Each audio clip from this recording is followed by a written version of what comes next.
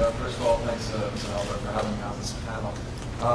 The easiest way to dismiss the use of the Washington Redskins name, the Washington football team name, is to discuss it as a victimless crime, one that is an issue of political correctness. And what I'm here to talk about is that it's really more of an issue of public health.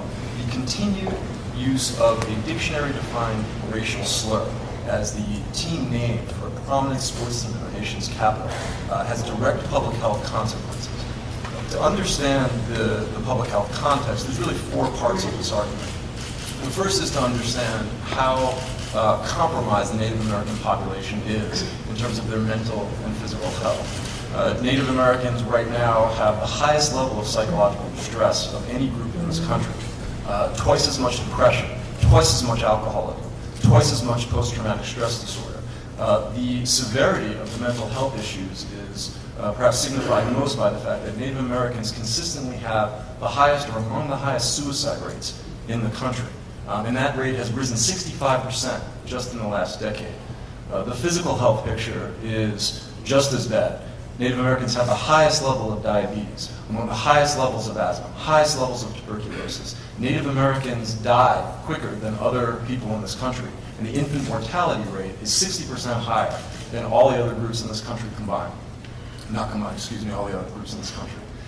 When you consider that public health context, any kind of stressor that causes more suffering, loss of functioning, loss of productivity, or loss of life, has to be considered not a political correctness issue, but a public health issue.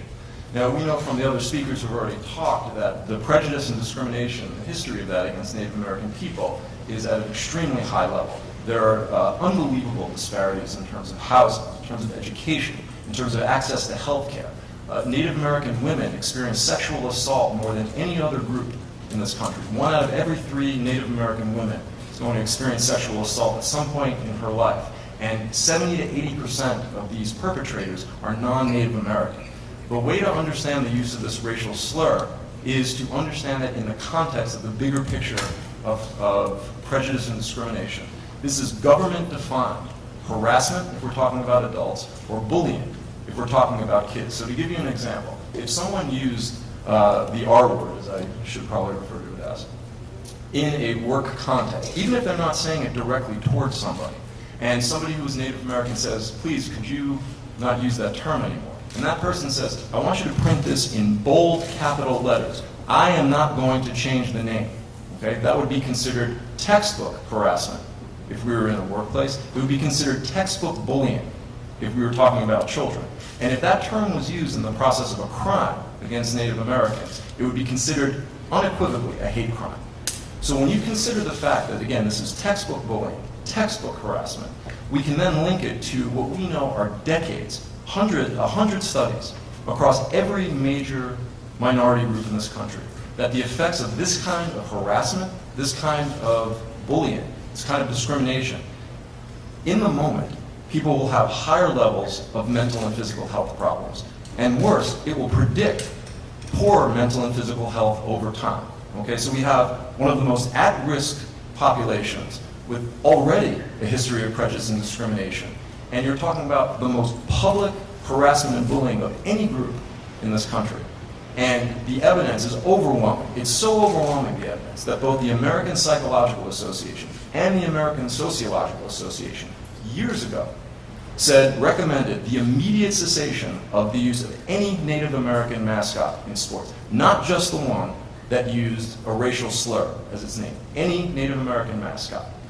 Since then, we've come to understand this process even better because we understand the mechanism by which it occurs. And the mechanism by which it occurs, as has been referenced previously on this panel, is through how it affects adult and children's self-esteem.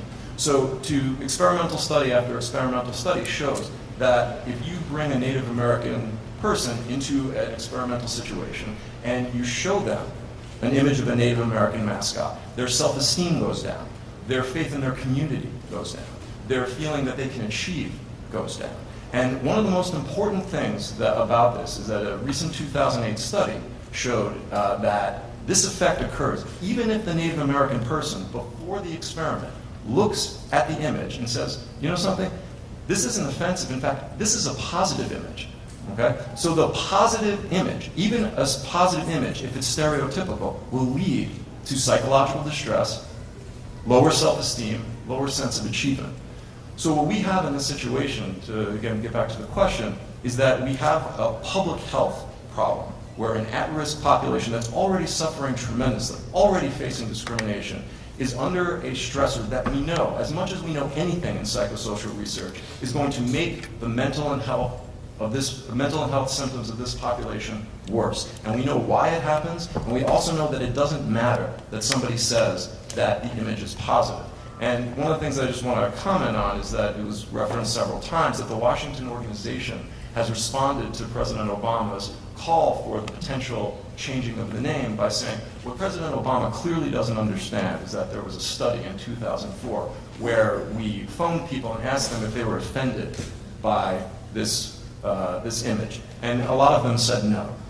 And this shows an unbelievable disregard to what we know, again, decades of research on this topic. Decades of research. This would be the equivalent of, if you think about the current NFL controversy regarding concussions, if the NFL said, well, you know, the American Medical Association has said that concussions are damaging. But you know what we did? We did a poll of several people, and they said that it was okay. So you know what? We're going to go ahead and disregard all of that evidence. We have a tremendous amount of evidence on this topic. The effects on the Native Americans, it's overwhelming. And so what I would say is that the effects on children in terms of their well-being, their self-concept is overwhelming. And I really encourage everybody to take a look at this and look at this not again as it would be wonderful if this was purely an issue of morality and people were moved to change the name simply because of the overwhelming moral argument. But if that's not compelling, look at the public health argument. There is no question about the damage.